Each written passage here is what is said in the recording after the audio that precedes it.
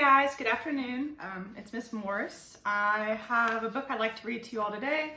I found it cleaning out my closets this week, and I think it has a pretty good message for us. It's called A Fine, Fine School by Sharon Creech.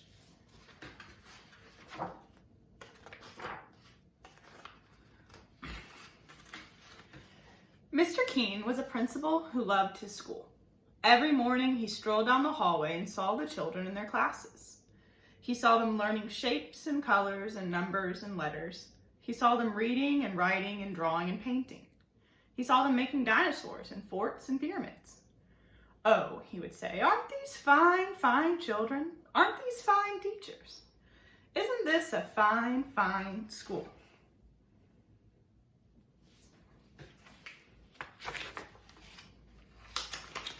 Near Mr. Keene's school, Tilly lived with her parents and her brother and her dog Beans in a small house next to a tree.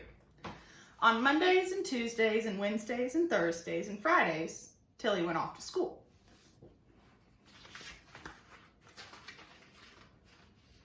At school, Tilly learned with shapes and colors and numbers and letters.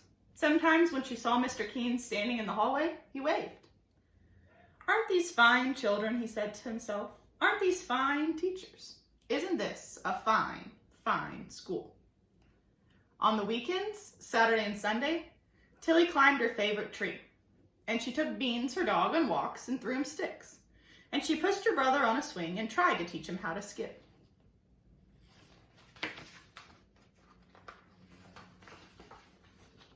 But on Mondays and Tuesdays and Wednesdays and Thursdays and Fridays, Tilly went off to school. Beans and her brother did not like to see her go.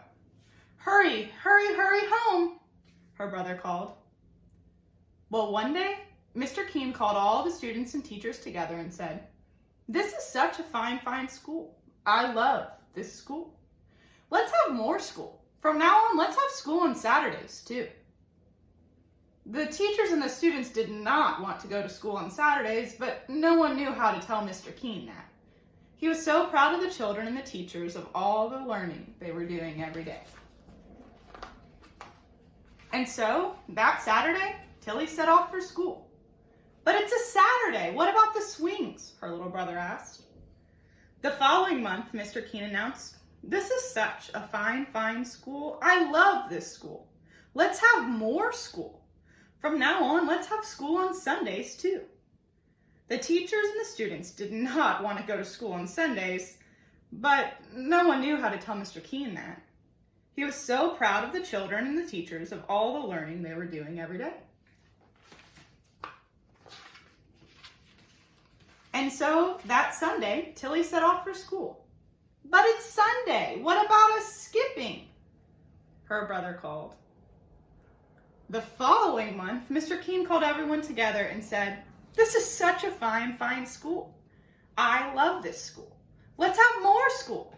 From now on, let's have school on holidays too. On Easter and Ramadan and Thanksgiving and Christmas and Hanukkah, on all the holidays, on every calendar." The teachers and the students did not want to go to school on holidays, but no one knew how to tell Mr. Keene that. He was so proud of the children and the teachers of all the learning they were doing every day. And so on Christmas, Tilly set off for school.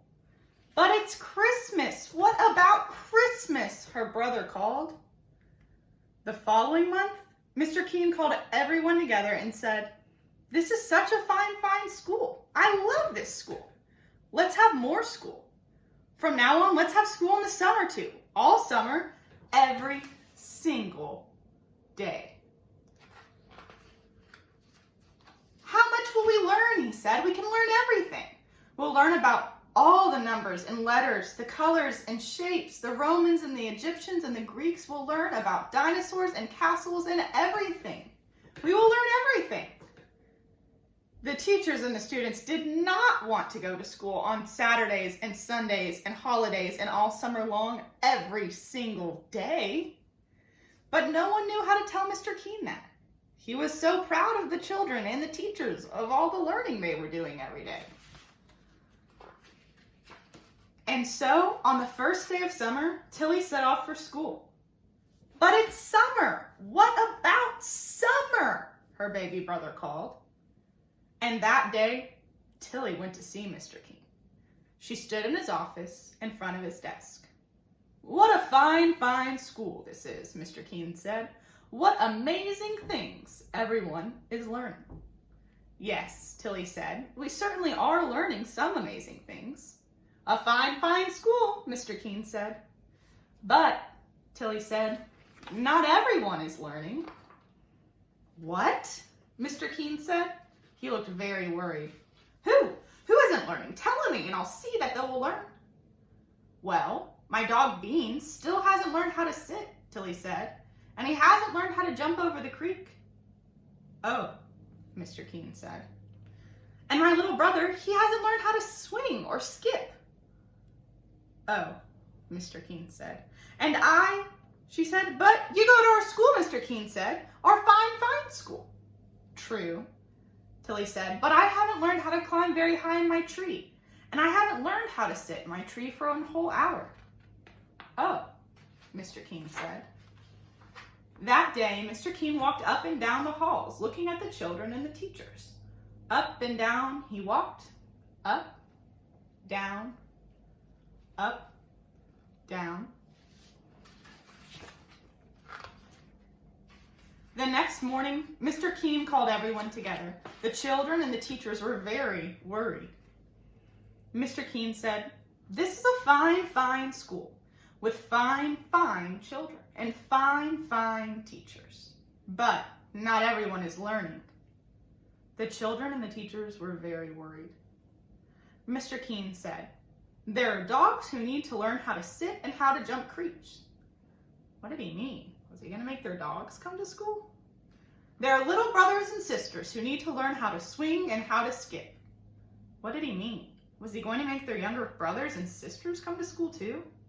The children and the teachers were very, very worried.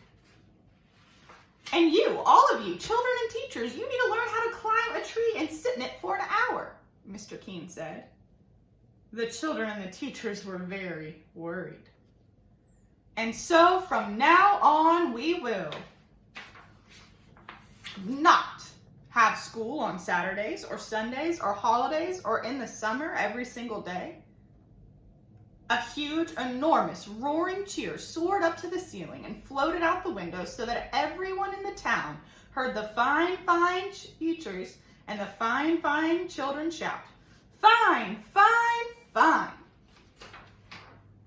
And the fine, fine children and the fine, fine teachers lifted Mr. Keen up, and they carried him down the hallway and out the doors and through the town, up and down, in and out, and everywhere they went, the people said, "What a fine, fine school with such fine, fine teachers, fine children, and a fine, fine principal." Now, I like that story because it's a little silly. Some of you guys might agree that it has some hyperbole in it, some exaggeration. But I think that the message of the story is really important, especially now that we have NTI days and we're working a lot from home. You guys are absolutely fine, fine students. And you have fine, fine parents. And a lot of you have fine, fine teachers. And you go to a fine, fine school. And your learning at school is so, so important. But we do not go to school on Saturdays and Sundays or in the summer or on holidays because you have so much more to learn in the world than just math, science, social studies, reading, and humanities. So I want to challenge you this week, even though you guys are doing a fine, fine job at work in the classroom, to do something that you can't learn at school, to play something outside, or learn a new trick, or teach your dog, or your brother, or your sister, or your mom and dad something, to learn how to cook something new. I practice playing the guitar a whole bunch, right? So I want you to try to do something that reminds you how fine, fine of a kid you are, even when you're not at fine, fine school. I love you guys. Have a good night.